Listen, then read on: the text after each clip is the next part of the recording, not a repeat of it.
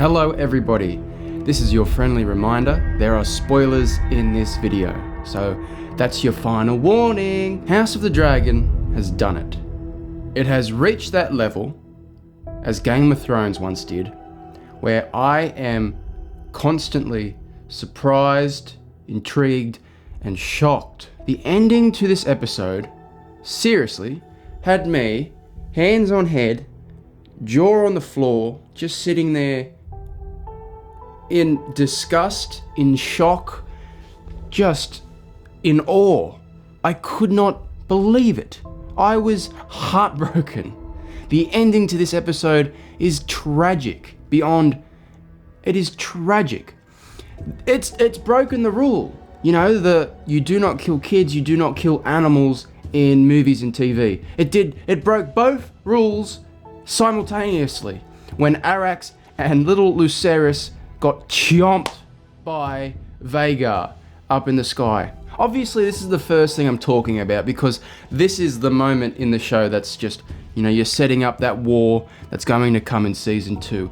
That whole scene, there's that sense of dread where you're thinking, oh, what is going to happen here? But you don't ever truly believe Lucerys is going to die.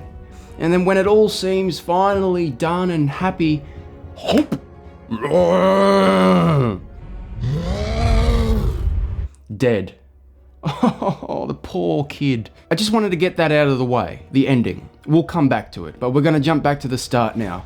So the episode kicks off sort of not long after episode 9 ends. Episode 9 was the finale to the High Tower, to the Greens side of the conflict.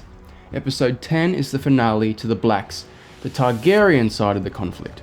Here we get Rhaenys, after escaping the Dragon Pit, returning to Dragonstone to warn Rhaenyra and Daemon about what the Hightowers have done. Immediately, Daemon goes to plotting war, plotting attacks.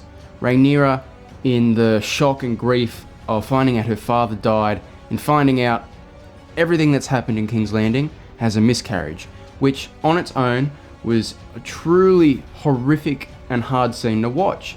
The sound design in this show, we've gotten quite a few bad births in this season, and this just tops it off. This is the most uncomfortable one. I haven't spoken on Emma, I don't know if it's Darcy or Emma D'Arcy, but their acting is terrific. Like, you're sold on everything that Rhaenyra is feeling, and the birth itself and how the baby just falls out, or she pulls it out and it hits the ground, and there's that sound design, and they put a lot of that camera on the dead baby, and it's quite disturbing. So simultaneously you've got Daemon plotting war, Rhaenyra losing a child. After that, Rhaenyra is crowned queen. Everyone bends the knee to her. She has her own queen's guard now. And not long after that, Otto arrives at Dragonstone to bring terms to the new crowned queen and Daemon. It's pretty much a redo of the scene in episode 2 on that bridge at Dragonstone. They're on the same side. Rhaenyra enters the same way on Syrax. There's a little bit of confrontation. Swords are drawn, swords are sheathed, and there is no resolution. The episode does a really good job of setting up that fact that Rhaenyra does not want to go to war. She is being really peaceful, which culminates at the very end of the episode with a reason for her to change her mind. There's a few scenes where Daemon and Rhaenyra have a lot of tension. I mean, Daemon wants to be the leader here, telling her what to do, dictating what happens. Rhaenyra brings up A Song of Ice and Fire prophecy, and Daemon sort of just goes, "What are you talking about?" Which reveals that Viserys probably never really intended Daemon to be the heir, to come into the throne. Rhaenyra doesn't explain it to Daemon, but when he finds out would probably break his heart. At the war table, Corlys but he pledges his allegiance, his ships to Rhaenyra. Lucerys and Jaehaerys say, hey, send us to be your envoys, to go to the kingdoms that could potentially be our allies. We'll take the dragons. We will remind these people, these kings, of their kingdoms. We are your friend. Join us. We will fight the High Towers and restore the way things should be. Rhaenyra reluctantly agrees to this, and that leads into the next scene, which is the mission. Lucerys will go to Storm's End, to the Baratheons, to remind them, hey, you belong to us. And Lucerys has got really good character development in this episode. He's just a nice boy. He doesn't want Driftmark because he doesn't feel like he owns it, deserves it. Humble. He doesn't feel this desire for power, for anything. And he's young. He's a nice boy. He calls his mum instead of your grace and quickly corrects himself. It's nice, isn't it? You really get to like this boy. Daemon finds an old massive dragon somewhere on Dragonstone. He looks all weary. He's got a scar.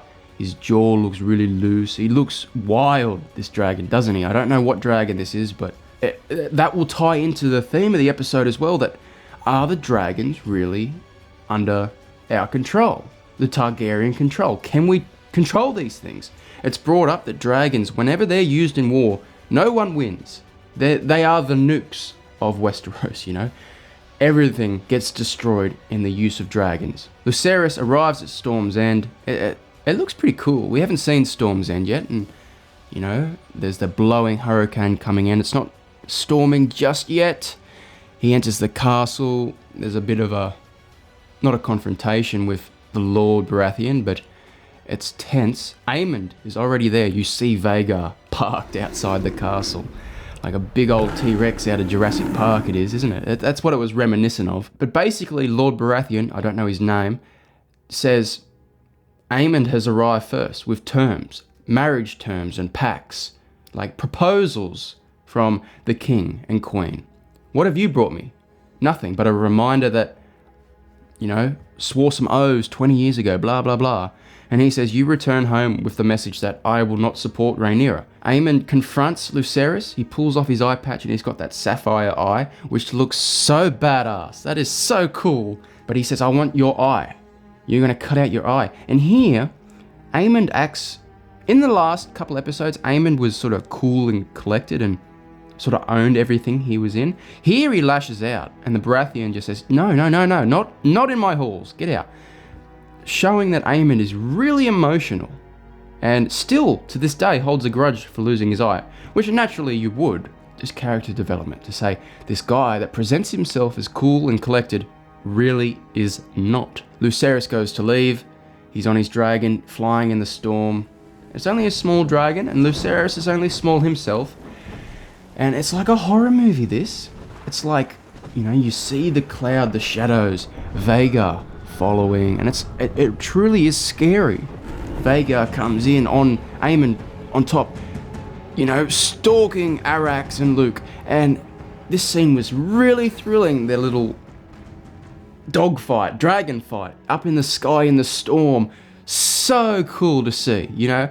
This is not something we got in the original Game of Thrones series because we never had, oh, well, technically we did in Season 8, that dragon on dragon battle, but you could barely see in that episode. Here, it was quite cool. Just when you think it's over, you know, you get Arrax burning Vhagar, not to the command of Luke, setting up that fact that, well, Luke didn't command the dragon. There's been this theme the whole episode.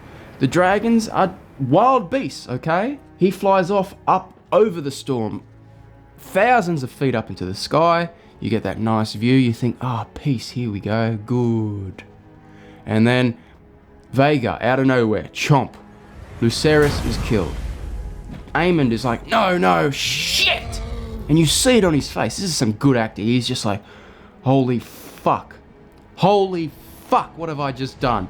Holy fuck, what am I going to tell my mum? Holy fuck, You just feel the immense repercussions that are going to come from this. This scene was so amazingly done, even though I was heartbroken that Lucerys died, you know, that was tragic. And what adds to the tragicness of the scene is that, you know, when characters die, right, and I've done a bit of Lord of the Rings talk lately, so I'm just going to use a comparison there. But when Boromir dies, you know, you care that he dies, but because he dies in a noble way and he gets to have his final words and he's sort of redeemed in the end, and it's sad, but you're okay with it because you're like, he died like a hero. When characters die unceremoniously and brutally, it just adds to the tragicness of it. Ned Stark doesn't get any final words. He gets his head cut off and then, put on a spike. Heartbreaking. Robb Stark gets, his wife gets stabbed in the womb. Then he gets arrows. Then he gets stabbed in the heart. And then his mum gets her throat open wide. Tragic. It's like it adds to that brutality. Oberyn Martell gets his teeth punched out, and you're like, oh, and then his head gets concaved in, and you're like, oh, and then here, Lucerys just gets chomped. His dragon is bit into pieces. It's so sad. And the episode ends with Rhaenyra mirroring I can't say this word, mirroring the shot from episode 1 where she turns around facing the camera, and it's the mirror of that, but this time it means I am the queen. I am going to fuck up everything next season. Cut to black. Ooh, shit. I hate this because now we have to wait probably 2 years or 18 months till we get season 2, which sucks because I want to see what happens. I want to see what happens. And you know what else sucks? I like watching breakdown videos and lore videos, but I can't do that now. I can't watch any of these videos because a lot of the channels I like to watch spoil the books. So for the next 5 years, I can't watch any YouTube videos on this series. I don't like that. I want to know what happens. I want to know what happens. But basically, that's the episode. It was fantastic. I loved every second of it. The ending is truly one of the top tier moments for me. That was big. Great episode. A great finish to the first season. Those last 5 episodes of this season really put into perspective, not how it wasn't time wasting the first 5 episodes, but how, they're not inconsequential, but how tame they were. I was thinking this was going to be a tame story and that I'd be able to predict what happens, and it's just gone in a different direction that, I'm very thankful for. I like being surprised, which is why I don't want to know what happens. I have to avoid spoilers. Oh, and this episode leaked. I actually saw this episode the other day because I thought, I'm not having this spoiled for me. So I'll watch it before it comes out. That way, nothing's spoiled, and nothing was spoiled, thank goodness. So here we are. A great episode, a great end to the season. I don't have much more to say other than they've nailed it. This season has been nailed. They've perfectly intrigued you for wanting more. Unlike your Rings of Power. You need to know what happens next. You want to know what happens next. To kill a kid that you give all this character development to in the final 5 minutes is this is the only franchise that could do it. And that's why I am so on board. I will be back to talk about the season as a whole whenever I do that. But this does it for the finale. Unbelievable. Thank you to everyone involved. We needed this show. This is not the show we deserve, but the one we need right now. So, thank you. To you all who have watched this video, thank you. I'll see you in the next video. Bye bye now.